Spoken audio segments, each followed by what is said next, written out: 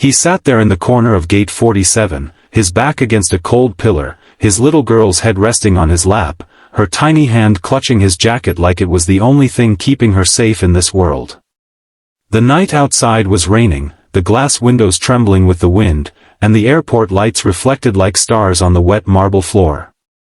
He hadn't slept properly in 3 days, and yet, every time his eyelids grew heavy, he reminded himself, he couldn't afford to let his guard down. Not here. Not now. Because one wrong move, one misunderstood gesture, and everything he'd been running from would find him again. Friends, before we dive deeper into this heart-touching story, if you believe in kindness, second chances, and the unseen goodness that still exists in people, please take a moment to like, comment, share, and subscribe to Kindness Tales. It helps us spread more stories that heal hearts and remind us of humanity. Michael Carter had been many things in his life, a husband, a soldier, a dreamer, but right now, he was just a tired single dad trying to keep his daughter safe. 5-year-old Emily was the only light left in his world. His wife, Rachel, had passed away a year ago from a sudden illness, leaving behind not just a hole in his heart, but a mountain of medical debt. The bank took their home. His job as a mechanic couldn't keep up with the bills, and the only family he had left was an estranged brother 3 states away who had stopped answering his calls. That's why Michael found himself in this cold, echoing airport terminal, holding a one-way ticket he'd bought with the last of his savings. The flight wasn't until morning, but they had nowhere else to go. The little coffee shop was closed, and the janitor had already warned him twice about sleeping on the seats. So he sat on the floor, legs crossed, Emily asleep in his lap, staring blankly at the blinking departures board like it held the answers to his life. Across from him, a woman sat quietly, her sharp eyes hidden behind a pair of reading glasses. She looked like any other traveler, jeans, black coat, a book in her hand, but her gaze flickered to Michael every few seconds. She wasn't reading. She was watching. Observing. Her name was Agent Sarah Bennett, an FBI field agent who had been tracking a case involving stolen veteran identities, a case that somehow led to a man named Michael Carter. The same man sitting only a few feet away. At first glance, he didn't seem dangerous. He looked broken. His clothes were worn, his face unshaven, and his eyes carried the kind of exhaustion only grief could cause. But Sarah couldn't rely on sympathy. Her training demanded suspicion, logic, and caution. The system had flagged his name due to unusual travel patterns, a recently drained bank account, and a large anonymous deposit made to his name months ago. On paper, it screamed criminal. But as she watched the man gently adjust the blanket around his sleeping daughter, something inside her hesitated. Hours passed. The airport grew quieter as the night deepened. The few remaining travelers disappeared, and only the cleaning crew moved around silently. Michael leaned back, closing his eyes for a moment, unaware that someone nearby had been watching his every move. Sarah noticed the trembling in his hands, the way he muttered softly to himself, words like, "Hold on, just one more night, we'll make it." They weren't the words of a criminal. They were the desperate whispers of a man holding on to his last bit of hope. By dawn, the storm had eased. The faint orange light spread across the runway. Emily woke up, rubbing her eyes, asking softly, "Daddy, can we get breakfast?" Michael smiled weakly, promising pancakes once they landed, even though he knew he had barely $10 left. He carried her to the vending machine, got her a small pack of crackers, and watched her eat with innocent joy. That moment, her smile despite everything, kept him going.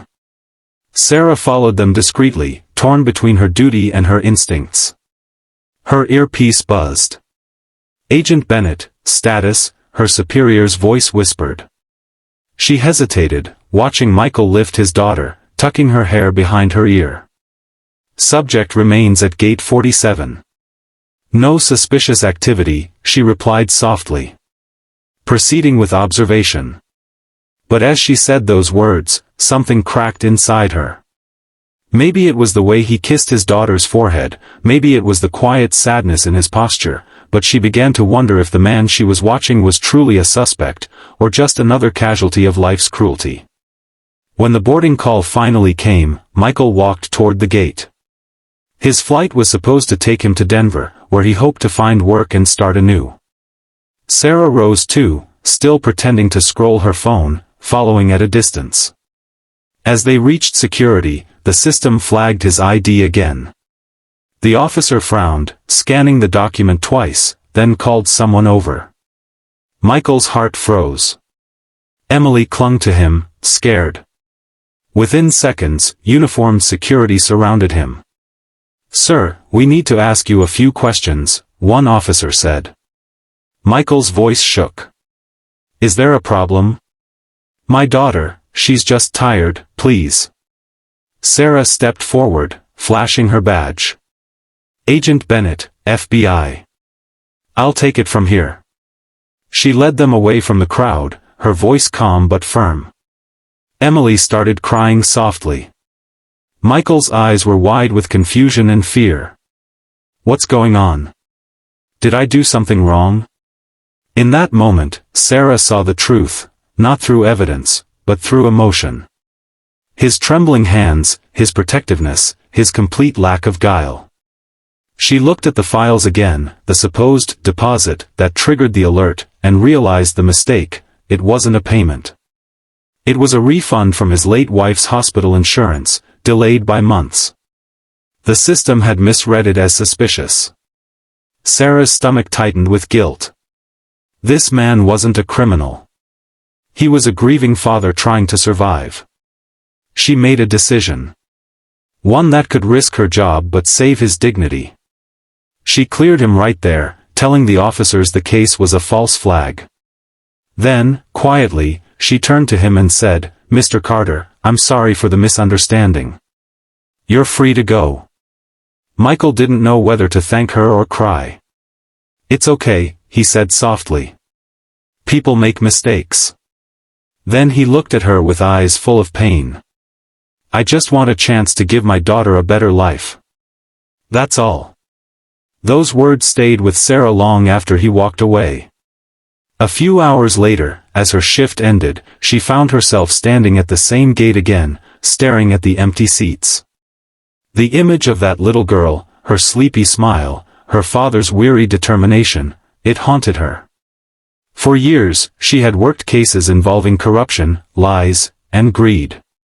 But that morning, she had seen something rare, pure love in its most selfless form. She did something she never thought she would do. She contacted a veterans foundation and told them about a struggling single father named Michael Carter. Within days, the foundation arranged housing, a job interview, and childcare assistance for him. Michael never knew who pulled those strings, he just called it a miracle. Weeks later, Sarah received a postcard. A photo of Emily holding a small puppy, smiling under the Colorado sun. The note read, "We made it. Thank you, for believing in us, even when you didn't have to." There was no signature, but she knew exactly who it was from. She placed the postcard on her desk, a quiet reminder that sometimes, justice isn't just about rules, it's about compassion. And from that day on, Agent Sarah Bennett handled every case differently. She still followed the law, but she also listened, to the silence between words, to the pain people tried to hide, and to the quiet truths that could never be found in a report.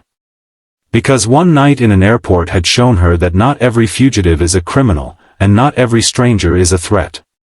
Sometimes, they're just a father and child, trying to find a new beginning.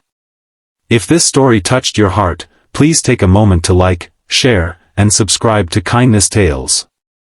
Your support helps us bring more true-to-life stories of humanity, hope, and redemption to the world. And before you go, comment below, do you believe one act of understanding can change someone's whole life? Broken Heart Sparkles.